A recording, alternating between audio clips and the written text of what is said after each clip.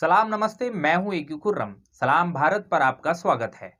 चुनाव आयोग ने आज लोकसभा चुनावों की तारीखों का ऐलान कर दिया है, जिसके साथ ही पूरे देश में आदर्श आचार संहिता लागू हो गई है, जो कि चुनावों के नतीजे आने तक लागू रहेगी। हम आपको बताएंगे कि आदर्श आचार संहिता क्या होती है और ये कब और क्यों लागू होती है। आचार संहिता चुनाव समिति द्वारा बनाए गए वो दिशा निर्देश होते हैं जिससे भारतीय चुनाव आयोग द्वारा शांतिपूर्ण और निष्पक्ष चुनाव करवाए जा सकें। यह दिशा निर्देश सभी पार्टियों और प्रत्याशियों को मानना जरूरी होता है।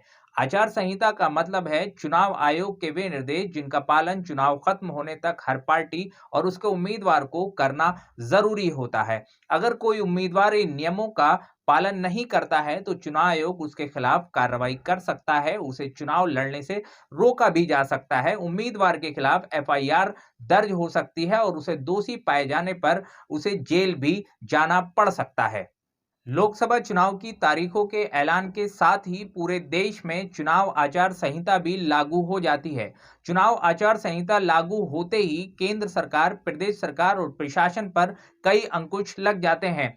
सरकारी अधिकारी और कर्मचारी चुनाव प्रक्रिया पूरी होने तक निर्वाचन आयोग के कर्मचारी बन जाते हैं। वे आयोग के दिशा निर्देश पर ही काम करते हैं। आचार संहिता लागू होते ही प्रधानमंत्री, केंद्रीय मंत्री, किसी भी प्रदेश का मुख्यमंत्री या मंत्री जनता के लिए कोई भी घोषणा नहीं कर सकते। इस दौरान देश के किसी भी हिस्से में ना तो शिलान्यास किया जा सकता है, ना लोकार्पण और ना ही कहीं भूमि पूजन हो सकता है। इस दौरान सरकारी खर्च से ऐसा आयोजन नहीं किया जा सकता जिससे किसी भी दल विशेष को लाभ पहुंचता हो। राजनीतिक दलों के आचरण और क्रियाकलापों पर नजर रखने के लिए चुनाव आयोग पर्यवेक्षक भी नियुक्त करता है। आदर्श आचार संहिता के क्या-क्या मुख्य दिशा निर्देश होते हैं? राजनीतिक पार्टियों के प्रत्याशी अपने प्रतिद्वंदी दल के निजी जीवन का सम्मान करें और उनके घर के सामने किसी प्रकार का रोड शो या प्रदर्शन करके उन्हें परेशान ना करें। चुनाव प्रचार के दौरान कोई भी राजनीतिक पार्टी और उनके प्रत्याशियों को किसी प्रकार के आयोजन जैसे रैली, रोड शो, लाउडस्पीकर का इस्तेमाल करने से पहले स्थानीय अधिकारियों से अनुमति लेना अनिवार्य होता है। स्थानीय पुलिस को जरूर सूचित करें ताकि सुरक्षा के इंतजाम किए जा सके। राजनीतिक दलों को यह ध्यान रखना होता है कि उनके द्वारा आयोजित रैलियों और रोड शो से यातायात प्रभावित नहीं होना चाहिए। आचार संहिता का सबसे महत्वपूर्ण निर्देश है कि प्रत्याशी किसी भी कीमत पर मतदाताओं को किसी प्रकार का लालच नहीं दे सकते। अक्सर प्रत्याशियों द्वारा मतदाताओं को शराब वितरण और पैसे सहित कई प्रकार के उपहार देने की बात सामने आती है। ऐसा करना पूरी तरह से वर्जित है।